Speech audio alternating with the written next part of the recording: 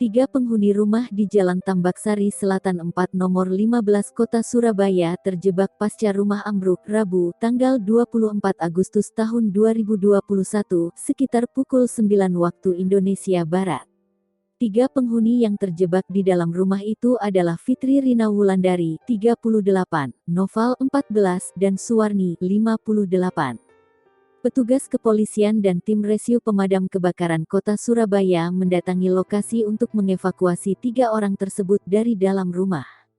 Ketiganya berhasil dievakuasi dari dalam reruntuhan bangunan yang ambruk setelah hampir 1 jam penanganan.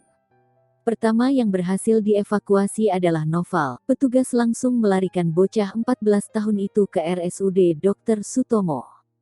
Selanjutnya, Ibu Noval, Fitri, menjadi yang kedua berhasil dievakuasi. Sejurus kemudian, Suwarni juga berhasil dievakuasi. Belum diketahui penyebab ambruknya rumah di perkampungan padat penduduk itu.